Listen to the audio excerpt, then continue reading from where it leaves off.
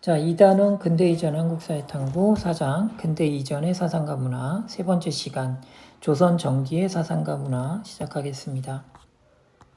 자, 공자를 모시는 사당이 문묘가 있는데요. 2월과 8월에 공자에게 제사를 지내는데 이때 국왕까지 참석을 합니다. 조선시대 때 국왕이 참석할 정도로 이 행사를 중시했던 이유, 당연히 조선은 성리학을 가장 중시했던 나라이기 때문에 그렇겠죠.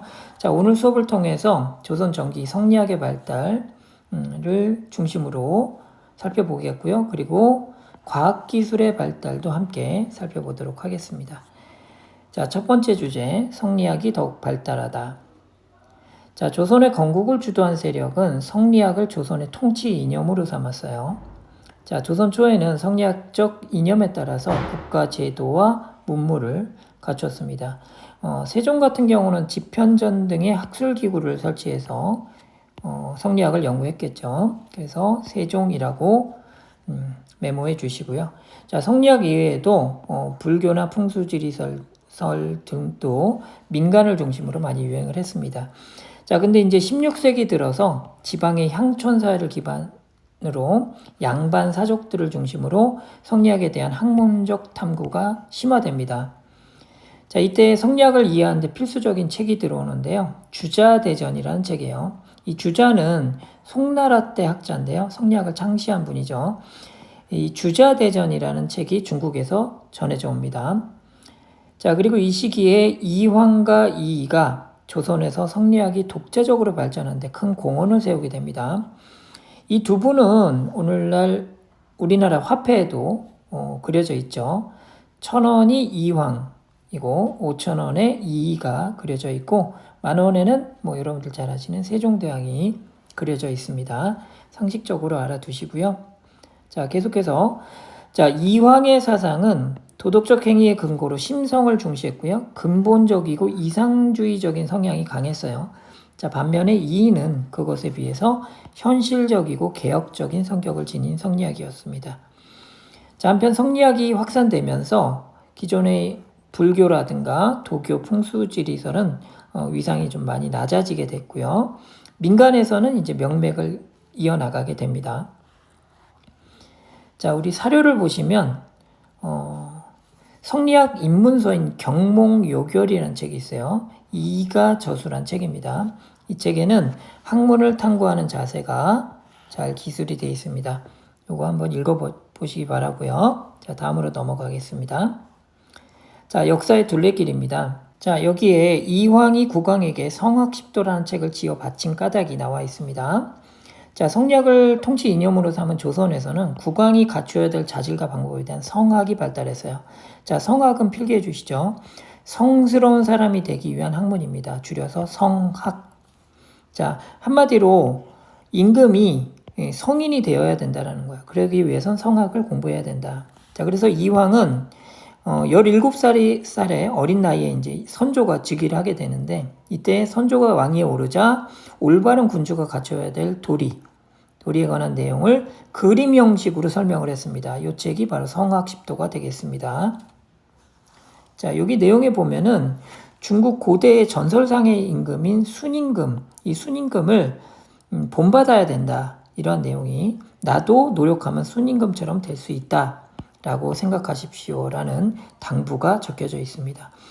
자, 여기 국립중앙박물관에 전시된 성학십도를 보시면 이렇게 도식과 함께 성학에 대한 설명이 나와 있다는 것을 알 수가 있겠습니다. 자, 그러면 다음 주제, 유교윤리의 보급을 위해 노력하다.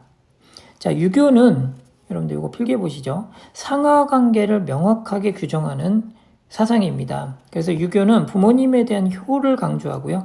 이거를 임금님에게 확장을 하면 신하로서 또 충성이 되는 거예요. 자, 그래서 조선은 유교윤리 보급을 위해 이러한 유교윤리를 가정에서도 신분제적 질서에서도 관료제적 정치 질서에도 모두 적용하려고 했어요. 그래서 이 모든 것들을 안정시키려고 한 거죠. 자, 이에 중앙정부에서는 유교적 윤리와 예법이 국가 통치에서도 백성들의 실생활까지도 보급이 되도록 노력을 했습니다. 자, 그래서 편찬된 책들이 여러 권 있습니다. 자, 국가와 왕실에서 각종 행사가 있죠. 이 행사들을 유교적 예법에 따라 이루어질 수 있도록 편찬한 책이 국조 오레이가 되겠습니다. 자, 국가의 5가지 행사에 있어서의 예식을 설명한 책이 국조 오레이가 되겠고요. 자, 그리고 삼강행실도가 있습니다. 자, 이것 역시 이제 그림을 통해서 설명한 책인데요. 유교에서 중시하는 관계가 3가지가 있는데요. 부모님에게 효를 다하는 효자, 그리고 임금님께 충성을 다하는 충신, 그리고 남편에게 도리를 다하는 연려. 이 3가지 관계를 행실을 설명한 책이 바로 상강행실도가 되겠습니다. 여기 옆에 사진 자료를 보시면 상강행실도 여기 그림책인 걸 알 수가 있죠. 자, 훗날 보다 많은 사람들이 볼 수 있도록 한글로 관련 내용을 추가하기도 했습니다. 성종 때죠. 자, 그리고 다시 본문으로 가셔서, 자, 양반들도 향촌사에서 유교윤리가 보급되도록 책들을 보급을 했는데, 그 중에 이제 소학이라는 책도 있습니다. 어린아이들도 성리학적인 질서를 배워야 된다. 그래서 성리학적 질서를 가르치는 소학이라는 책이 있었고요. 가정에서 성리학적인 예법을 또 정리한 책이 있습니다. 이 책이 가정에서 지켜야 될 예법이죠. 이것이 주자가래가 되겠습니다. 주자가 가르쳐 주신 가정에서의 예의, 이렇게 이해를 해주시면 되겠고요. 그리고 이제 향촌 규약이 되겠죠. 향약을 보급해서 지방민의 일상생활에 유교윤리가 영향력을 미치도록 했습니다. 자, 다음 주제, 백성을 위한 글자인 훈민정음을 반포하다. 자, 조선시대 일반 백성들은 대부분 중국 문자인 한자를 알지 못했습니다. 그래서 음과 뜻을 빌려서 표기하는 이두라는 것을 만들었는데 여전히 백성들이 표현하고 배우는 것은 어려움이 있었어요. 자, 이러한 상황을 안 세종은 백성들이 문자를 쉽게 사용할 수 있도록 1446년 훈민정음을 만들어 반포하게 됐습니다. 자, 독창적이고 과학적인 문자인 훈민정음은 백성들이 쉽게 배울 수 있고 자신의 생각과 감정 등을 글로 표현할 수 있게 했습니다. 자, 훈민정음의 창제로 자, 사람들의 문자 생활이 편리해졌고요. 민족 문화가 더욱더 발전하게 됐습니다. 자, 그리고 국가의 통치 이념이라든가 정책들을 백성들에게 쉽게 전달할 수 있게 됐죠. 자, 그래서 조선 건국의 정당성을 노래했던 책이 있어요. 용비어정가를 비롯해서 각종 윤리서라든가 기술서 등이 모두 훈민정음으로 간행이 되었습니다.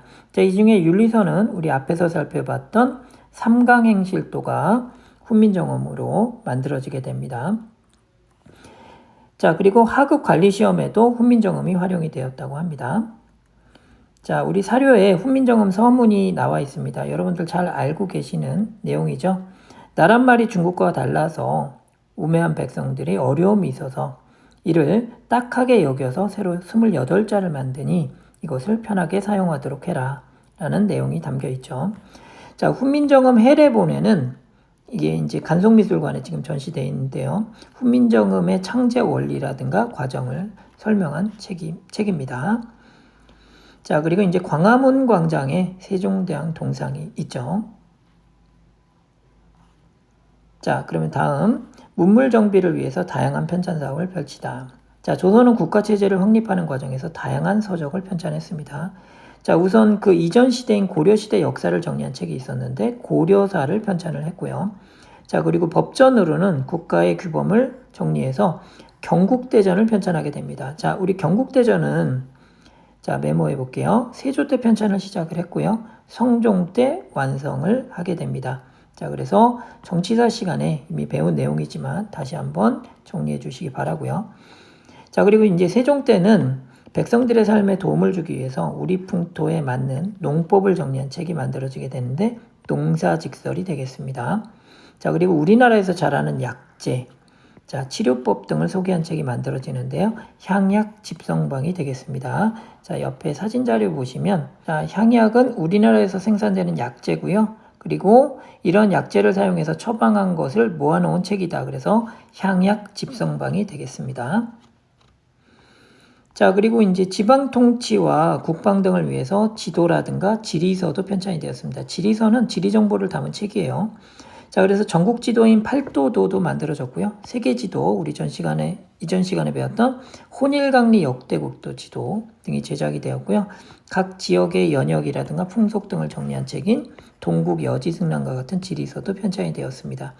앞으로 우리나라에서 편찬된 책 중에 이 동국이라는 단어가 들어가면 이 동국은 중국을 기준으로 해서 동쪽에 있는 나라, 우리나라를 가리키는 것이다. 이렇게 이해하고 넘어가시면 되겠습니다. 자, 다음 과학기술의 발전을 이룩하다. 자, 우선 본문 보도록 하겠습니다. 자, 조선은 통치의 정당성을 확보하고 백성의 생활 안정을 위해서 과학기술의 발전에도 힘썼습니다. 천문학의 경우에는 농사에도 큰 영향을 주었을 뿐만 아니라 국왕의 권위와도 연결이 되었기 때문에 더욱 중시하는 학문이었어요. 자, 태조 때는 천문도, 하늘을 그린 그림이에요. 자, 이걸 천상열차 분야지도를 돌에 새겼습니다. 자, 그리고 세종 때는 자, 지금 여기 화살 표시를 했는데 여기 맨 끝에까지가 모두 세종대왕의 업적이라고 봐주시면 되겠습니다. 상당히 많죠. 자, 세종 때는 혼천이와 간이 등을 제작해서 천체를 관측했습니다. 이건 천문 관측 도구죠. 자, 그리고 천체를 관측한 결과를 바탕으로 해서 한성, 오늘날 서울입니다. 한성을 기준으로 한 새로운 역법서인 이 역법서라고 하는 건 달력을 제작하는 데 관련되어 있는 기술서입니다. 자, 이 역법서인 실정산이 편찬이 됐습니다. 여기서 중요한 부분이니까 필기하고 넘어갈게요. 한성을 기준으로 했다. 그 이전의 역법서는 모두 중국의 수도를 기준으로 해서 만든 역법서가 다였습니다. 근데 세종 때 우리 서울을 기준으로 한성을 기준으로 한 최초의 역법서가 만들어진 거예요. 자, 옆에다 최초라고 적어주시면 되겠습니다. 자, 해 그림자를 보면서 시간과 절기 등을 알 수 있도록 한 앙부일구, 일종의 해시계를 제작해서 종로에 설치를 하기도 했고요. 그리고 자경루는 자동 시보 장치, 시간을 알려주는 장치가 결합된 물시계입니다. 자, 그리고 장영실 등이 만들었습니다. 자, 그리고 요거는 경복궁에 설치해서 표준시계로 활용하기도 했습니다. 자, 그 밖에 이제 강우량을 측정하는 기구인 추구기를 발명해서 한 해 농사의 풍흉을 예측하는 데 도움이 되기도 했다. 자, 그럼 세종과 함께한 과학자 읽어보도록 하겠습니다. 자, 세종 때 과학기술의 발전은 과학기술에 대한 공동 연구가 있었기 때문에 가능했겠죠. 세종은 집현전 학자들에게 문헌을 보면서 이론을 연구하도록 했고요. 그리고 장영실, 이천 등의 기술 전문가들이 기기의 제작에 참여하기도 했습니다. 여기 그림으로 두 분이 설명이 되고 있는데요. 이순지, 원래 문관 출신이었는데 과학자이십니다. 그래서 이분은 천문관측기구 제작에도 관여했고 칠정산 내외편을 편찬했습니다. 그리고 이 장영실은 노비 출신이에요. 근데 과학자가 되시죠. 그래서 앙부일구라든가 자경루, 간이 등 다양한 과학기구들을 제작하기도 합니다. 자, 그럼 사료를 통해 조선전기 과학기술의 발전 배경 살펴보겠습니다. 자, 동문선이라는 책을 통해서 우리가 세종 때 천문시계를 설치했던 흥경각에 관한 글 일부를 볼 수 있는데요. 자, 이 내용에 보시면 백성들에게 먼저 일할 때를 알려준다. 이 절기를 알려준다는 거죠. 자, 그리고 하늘과 기후를 관찰하는데 그 중요성이 있기 때문에 이러한 관측기구들이 마련되었다. 그래서 그 당시 농업을 중시하는 이 조선사회에서 천문관측 등을 위한 기기의 발달이 곧 통치의 정당성 확보를 위해서 중요하다라는 사실을 알 수 있겠습니다. 자, 그럼 다음 역사로 생각을 더하자 파트에 조선 전기의 여러 문화유산들을 살펴보도록 하겠습니다.